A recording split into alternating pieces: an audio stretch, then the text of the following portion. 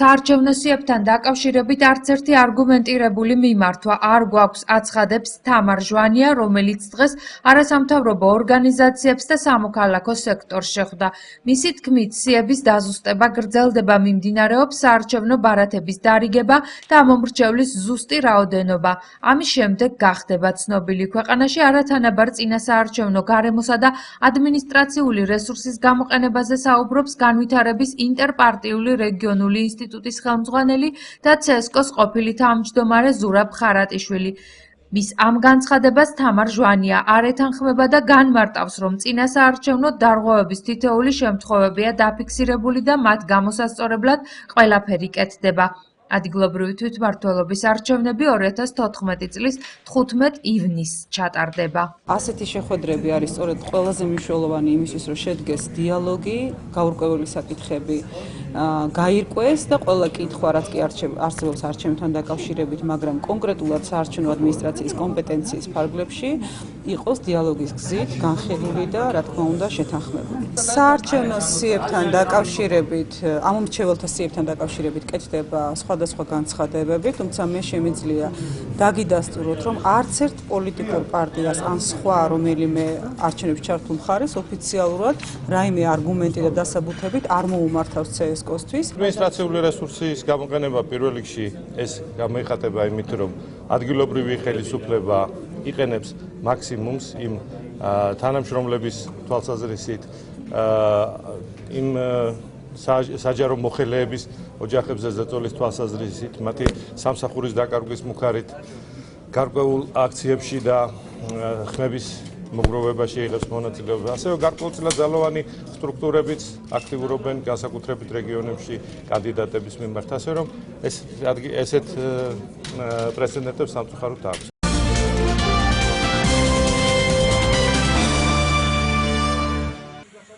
ადგილობრივი თვითმმართველობის არჩევნებში მონაწილე ქართული ოცნების კანდიდატები წინასაარჩევნო შეხვედრებს აგრძელებენ. ჭიათურის მუნიციპალიტეტის გამგებლობის კანდიდატმა სულხან მახათაძემ ამჯერად შეხვედრები მანდაეთის ტერიტორიულ ორგანოში გამართა. სულხან მახათაძე მანდაეთისა და მეჩხეთურის მოსახლეობას შეხვდა. გარკვეულწილად ჩვენ შევძელით, რომ ამ ადამიანებისთვის დახმარება აღმოგვეჩინა, მაგრამ მთლიანობაში მაინც დარჩენილია კიდევ ბევრი საკითხები, რომელიც მათთვის დღემდე მოუგვარებელი რჩება და რა თქმა უნდა, მე დარწმუნებული ვარ, რომ ხალხის გვერდში დგომის მათი ნდობის გამოცხადების შემდგომ ამ პრობლემებს ერთხელ და სამუდამოდ ჩვენ აღმოვხვრით. პრობლემები ყველა სოფელს თავის ინდივიდუალური აქვს, მაინც ძირითადად ეს პრობლემები არის გზა, წყალი, სოფლის ექიმი. ქართული ოცნების ჭიათურის მუნიციპალიტეტის გამგებლობის კანდიდატმა მანდაეთის თემში ქართული ოცნების მაჟორიტარობის კანდიდატი პაატა გოგოლაძე წარადგინა. პირველ რიგში ჩემი სადეპუტატო უფლებამოსილების განხორციელების პერიოდში პრიორიტეტები იქნება სამი პრიორიტეტი. ეს არის გზის შეკეთება, წყლის სისტემების რეაბილიტაცია და საკრებულოში საბავშვო ბაღის გახსნა. ამასთანავე მე როგორც საკრებულოს დეპუტატი ჩემი უფლებამოვალეობა ეს არის საკრებულოს კომპეტენციის ფარგლებში თითოეული სოფლის და მოსახლის გასაჭირი მივიტანოთ აღმასრულებელ ხელისუფლებამ. ქართული ოცნების კანდიდატების მხარდასაჭერად გამართულ წინასაარჩევნო შეხვედრებს მანდაეთის ტერიტორიულ ორგანოში პარლამენტარი მალხაზ წერეთელი ესწრებოდა. სასიამოვნოა, რომ მოსახლეობა აფიქსირებს იმ გაკეთებულ საქმეებს, რომელიც მუნიციპალიტეტმა შეძლო და გააკეთა თავისი მწირი ბიუჯეტით. მომავალი ძალიან ნათელი ჩანს. ამ არჩევნების შემდეგ მე დარწმუნებული ვარ, რომ ხელისუფლება შეიკრება იმ ერთ გუნდად, რომელსაც უკვე წელიწად ნახევარზეა მეტი ვოცნებობთ და ეს ერთი გუნდი, მთლიანი გუნდი, თავისი პასუხისგებლობით კოალიცია ქართული ოცნება შეძლებს მუნიციპალიტეტის წინაშე დასახული პრობლემების გადაჭრას. ბოლო 2 წლის განმავლობაში მანდაეთში ბევრი რამ გაკეთდა. და მათ შორის ყველაზე სასიხარულო სოფლისათვის არის ის გზა, რომელიც გზაც ახლა ხალხმა გამოიარა და მოვიდა ჩვენ მიტინგზე. იყო შეხვედრა ჩვენ სოფელში, რასაც ველოდებოდით, ბევრი საქმე გააკეთა განაცვალე, ბევრი გასაკეთებელი დარჩა, მაგრამ კიდევ ვეცოლოდებით. გააკეთა გზები ნაწილობრივ, მოგვიყვანეს წყალი და ბევრი პრობლემა დარჩა ის მოსაგვარებელი და ველოდებით.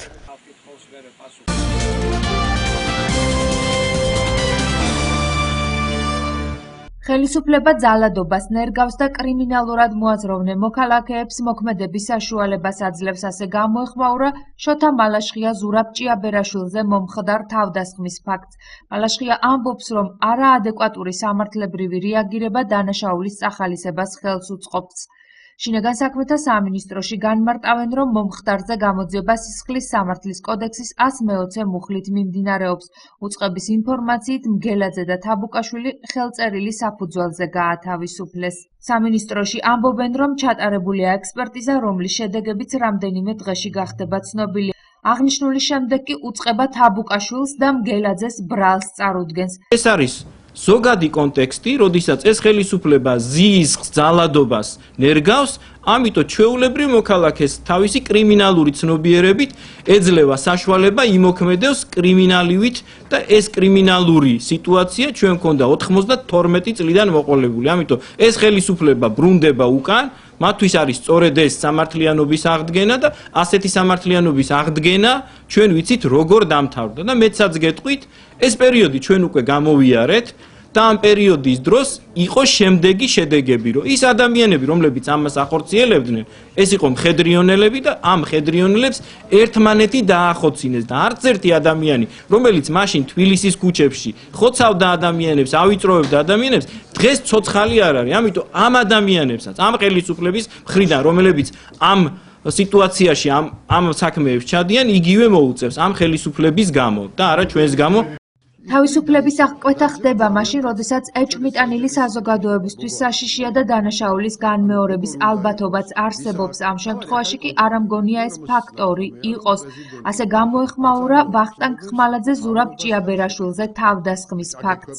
ხელწერილით არიან განთავისუფლებულები, ახაც შევხედოთ, უნდა განთავისუფლებული იყვნენ თუ არა. აი წარმოვიდგინოთ, რომ ეზოში მოხდა ჩხუბი. ერთმა მეორეს თავში ჩაარტყა ჭიქა ან ჯოხი. რა უფრო მიზანშეწონილია, რომ ეს პირი ჩასვა ციხეში და მე ჩაატარო, თქვათ, ეს გამოძიება შეადგინო საბუთები, წარუდგინო ბრალი, წარადგინო სასამართლოში, თუ ეს პირი არ ჩასვა ციხეში და ისე გააკეთო ეგ საქმე. ციხეში ჩასვა ხომ ჩვეულებრივ თავისუფლების აღკვეთა პატიმრობის გზით ხომ არის აუცილებელი მაშინ, როდესაც მოცემული პირი წარმოადგენს საზოგადოებისთვის სახიფათო პიროვნებას. როდესაც მაგალი ალბათობით მოსალოდნელია, რომ ამ პირმა ჩაიდინოს მსგავსი სამართალდარღვევები. აქ მე მგონი ამ შემთხვევასთან არ გვაქვს საქმე. საპარლამენტო უმრავლესობის წევრი მიიჩნევს, რომ ინციდენტს სამართალდამცავი ორგანოები ობიექტურად გამოიძიებენ.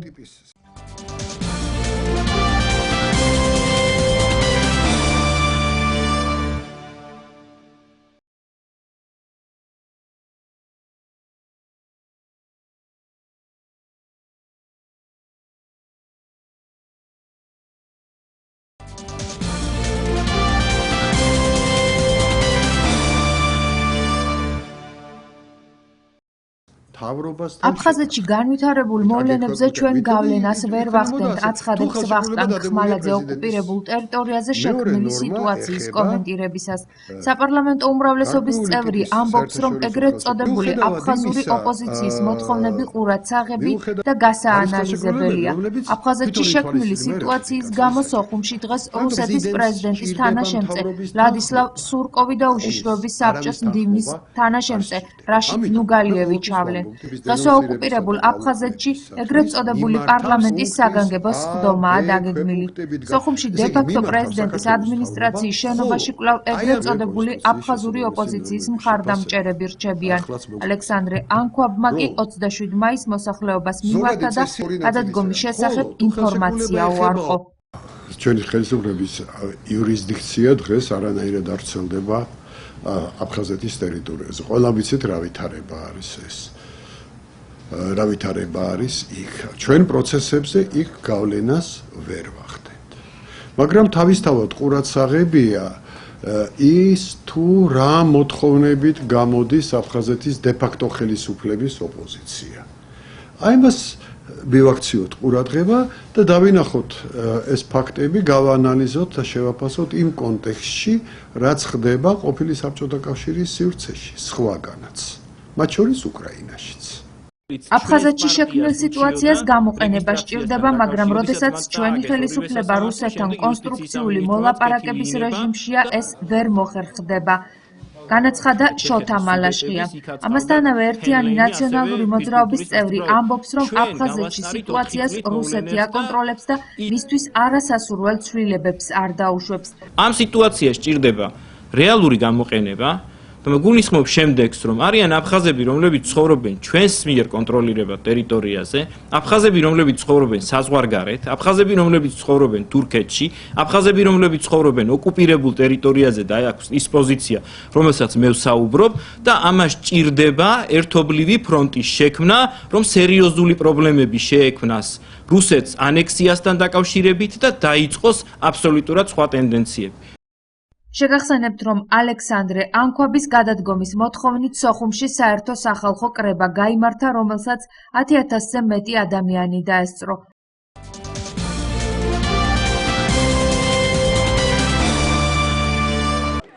პრეზიდენტის ადმინისტრაციასთან შეკრებილმა ორგანიზაცია პიკასოს კლუბის წევრებმა ევრაზიული არჩევანის მომხრეებს კვერცხები დაუშინეს.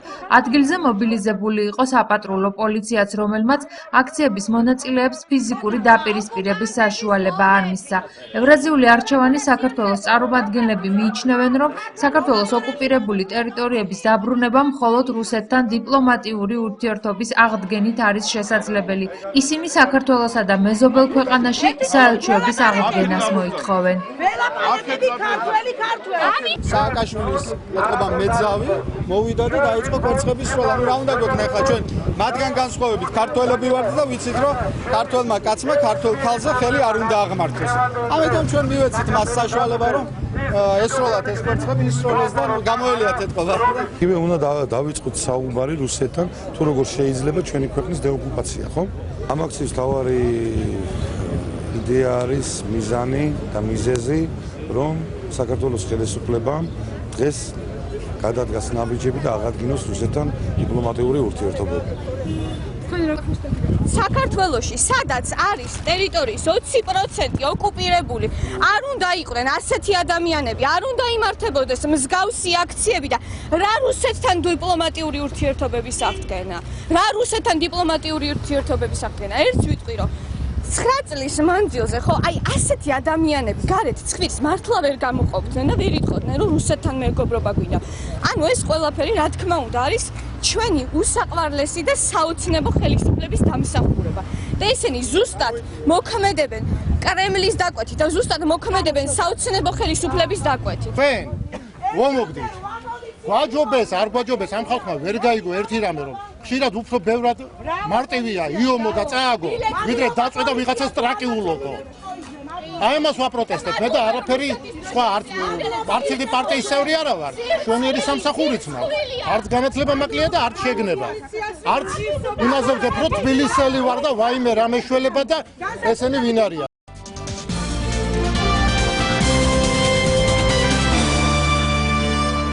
საქართველოში ქალების დაახლოებით 17% 18 წლამდე ასაკში ქორწინდება. ნაადრევი ქორწინების მაჩვენებლის მიხედვით აღმოსავლეთ ევროპის ქვეყნებს შორის საქართველო მოლდოვის შემდეგ მეორე ადგილზეა. 7,000-ზე მეტმა გოგონამ ვერ დაასრულა განათლების მიღება, ძირითადად სწორედ ნაადრევი ქორწინების გამო, აქედან გამომდინარე სხვა პრობლემთან დაკავშირებით. საუბარი არის იმაზე, რომ აუცილებელი არის საზოგადოების ინფორმირება იმ შესაძლო შედეგებზე, რაც შეიძლება ნაადრევმა ქორწინებამ გამოიწვიოს. ადრეულ ასაკში ქორწინებისა და შემდგომ გამოწვეული პრობლემების შესახებ სახალხო დამცველმა ყურადღება ბოლო ანგარიშიც გაამახვილა. კვლევების მიხედვით არასრულწლოვანი პატარძლები ფსიქოლოგიური, ფიზიკური და სექსუალური ზეწოლის ქვეშ ექცევიან, რაც მათ ჯანმრთელობაზე აისახება. სტატისტიკური მონაცემებით ადრეულ ასაკში შექმნილი ოჯახების დანგრევის ფაქტები ხშირია. 10 წლის მერე, 10 წლის მერე, როდესაც ეს ადამიანები იზრდებიან, უბრალოდ შეიძლება ერთმანეთს იმდენად აცდენ და ვეღარ დაეწენა, ეს ოჯახი დაშლისთვის იყოს განწერული. ნაადრევი ქორწინების სხვადასხვა მიზეზებზე საუბრობენ გაეროს მოსახლეობის ფონდში. ლელა ბაქრაძე მიიჩნევს, რომ ნაადრევი ქორწინების მიზეზი გეოგრაფიული რეგიონების მიხედვით განსხვავებულია. კვლევა მაჩვენა, რომ ამ პრაქტიკის მიზეზები, გამომწვევი მიზეზები, შედეგები და თვითონ პრაქტიკაც ძალიან განსხვავდება ეთნიკური წარმომავლობის, რელიგიის და გეოგრაფიული რეგიონების მიხედვით. წელს ადრეულ ასაკში იძულებით ქორწინების გამო რამდენიმე ფატალური შედეგი გასაჯაროვდა. შემთხვევები ძირითადად ეთნიკური უმცირესობების დასახლებულ სოფლებში ფიქსირდება. მკვლევარები ამბობენ, რომ მშობლები ქალიშვილებს იძულებით ათხოვებენ, რაზეც მათი ნაწილი პროტესტის უკიდურეს ზომებს მიმართავს. არის ესეთი მცირე ზომის ეს რეგიონები, სადაც ეს ჯერ პრობლემა არის, როდესაც გოგოებს აიძულებენ, რომ გათხოვდნენ ადრეულ ასაკში, ეს ძალიან ბევრ ამას ცვლის მათ ცხოვრებაში, ძალიან ბევრ უფლებას არღვევს, მათ შორის არის მათი ჯანმრთელობის უფლება, რეპროდუქციული ჯანმრთელობა ზიანდება ამის გამო, ირღვევა მათი განათლების უფლებაც, ვინაიდან არ აქვთ საშუალება, რომ გააგრძელონ სწავლა სკოლებში და აირჩიონ მერე პროფესია და შესაბამისად ეს აისახება მათ კარიერულ ზრდასა და განვითარებაზეც.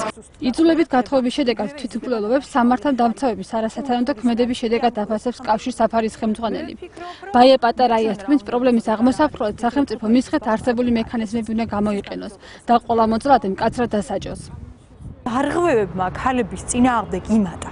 ეს იმას ნიშნავს, რომ შინაგან საქმეთა სამინისტრო არ აკეთებს სათანადო რეაგირებას და სანამ საზოგადოება არ იგრძნობს, რომ სახელმწიფოს ეს თემა აინტერესებს და სახელმწიფო სერიოზულად ეკიდება ამ თემას, მანამდე ჩვენ ალბათ ისე უარესობისკენ წავალთ. ეს აუცილებელია, რომ მსგავს შემთხვევებში დადგეს მკაცრი პასუხისგებლობა და ღიად განაცხადოს სახელმწიფო მაღალმა თანამდებობის პირებმა თქვან, რომ არ იქნება ამისი მიმღებლობა სახელმწიფოს მხრიდან და რომ მკაცრი პასუხი გაეცემა ყველა ასე დარღვევას, რასაც შეიძლება ქალზე ძალადობა ეწოდოს. სანამ ეს არ გაკეთდება, პრევენციული ხასიათი არ იმუშავებს. არსებული მონაცემების მიუხედავად ხალხის გამოკითხვა განსხვავებულ შედეგს გვაჩვენებს. რესპონდენტთა უმეტესობა ნაადრევი ქორწინების წინააღმდეგია. არ ვემხრობი ნაადრევ ქორწინებას, ამი დაკვირვებით ნაადრევი ქორწინებები სამწუხაროდ გაყრით მთავრდება ძალიან ხშირ შემთხვევებში. ნამდვილად არ არის მისაღები. რა ვიცი, ფიქრობ, რომ არ არის ადამიანი ჩამოყალიბებული ყველა მხრივ ამ ნაადრევი ქორწინებით, ჩემის აზრით არ მოძდეს კარგი შედეგი და ასევე ძალიან ახლო მომავალში შორდებიან, მე ასე ვფიქრობ. არა. რატო არა ეგეც ვიხარი? რავი, ჩამოყალიბებული არ არის ადამიანი ალბათ მაგიტომ. არა. რატომ არა? თვითონ ამბობ თქვენ ნაადრევ ასაკში, ხო? ისე ნაადრევია. არა. ისე რატომ არა? პატარები არიან და გადაწყვეტილებას ადრე იღებენ და არ არის მიზანშეწონილი, რა ვიცი, მე ჩემი აზრი. არა. და რა? იმიტომ რომ გამოუცდელი ადამიანი. მან უნდა შეიძინოს ცხოვრებაში გამოცდილება და მე უნდა შექმნას ნორმალური ოჯახი. მე ვთქვი, მაინც თავის გადაწყვეტია ეხლა, მაგრამ უფრო არ ვემხრობი, ანუ ვთვლი, რომ 18 წლის მერე სასურველი იქნება, ანუ თვითონ იმ ოჯახისთვისაც, ან არიციან ჯერ თვითონ ბავშვები არ არის ამზად ოჯახის შესამქმნელად ჩემი აზრით და თქვენ გამძლეობთ ვთვლი, რომ 18 წლის მერე უფრო სასურველი. ნაადრევი და იძულებითი ქორწინების პრევენციის მიზნით საკანონმდებლო ბაზის დახვეწაზე საუბრობს გენდერული საბჭოს თავმჯდომარე ვიცე-სპიკერი მალანა კობახეძე. მისი თქმით, კანონის გამკაცრებით ფაქტების პრევენციაა შესაძლებელი.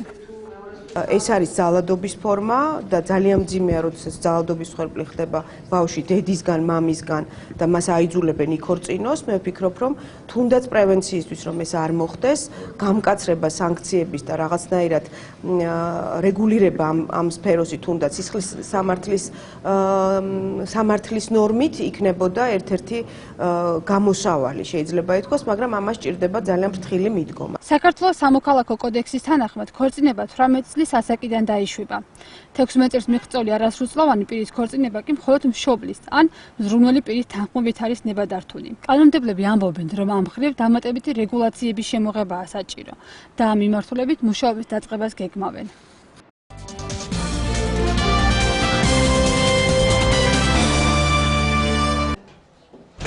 საქართველოს ბავშვთა და ახალგაზრდობის განვითარების ფონდის პროექტის ფარგლებში ჭიათურაში საჭადრაკო ტურნირი გაიმართა. მასში მონაწილეობას ჭიათურის სხვადასხვა საჯარო სკოლის 40-მდე მოსწავლე იღებდა. ჩემთვის ეს არის ძალიან დიდი გამოცდილება და ბედნიერი ვარ, რომ ესეთ ძლიერ ბავშვებს ხვდები და მათთან მაქვს ურთიერთობა.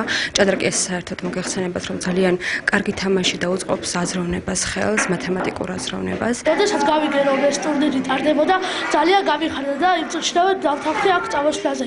ახლა ვარ უკვე მეშვიდე ტურში გადავედი. ხოლო არის აქ სხვადასხვა პრიზები. თუ გავხვალ პირველ ადგილზე, შემდეგ იმართება სხვა ტური ქუთაისში. მე ძალიან მინდა რომ გადავიდე ქუთაისში ჩატარებულ ტურში. ტურნირი შვეიცარიული და წრიული სისტემით 4 ასაკობრივ ჯგუფში ჩატარდა. საპრიზო ადგილის დასაკავებლად მოჭადრაკეებმა 7 ტური გაიარეს. პირველი, მეორე და მესამე საპრიზო ადგილის მფლობელ 12 მოჭადრაკეს თასები, მედლები და დიპლომები იმერეთის ჭადრაკის ფედერაციის გენერალურმა მდივანმა გადასცა.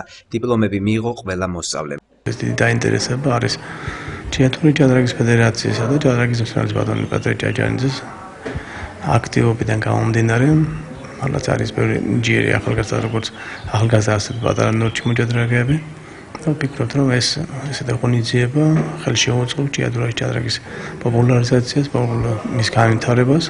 ფინალური შეჯიბრი ქუთაისში 2 აგვისტოს გაიმართება. მასში მონაწილეობას პირველი ადგილის მფლობელი 4 ჭიათურელი მოჭადრაკე მიიღებს. ტურნირი ჭადრაკში იმერეთის ყველა რეგიონში ჩატარდა. ძალიან სასიამოვნოა ის, რომ აქ ტარდება ეს ამორჩევითია სხვათა შორის ეს ტურნირი და მე ძალიან მიხარია იმ ფედერაციიდან, რომ აქ ჩვენთან დღესდღეობით თვლიან ჩვენ მოჭადრაკეებს. ისეთი თურმე გამოჩნდა კიდე ჩვენთვის მიტოვა კაი, რომ ის გამოჩენილი ავიყვანოთ მე და მე ივლისს მერე ჩემთან ახლა 1-2 კაი ბავშვია მომწონა.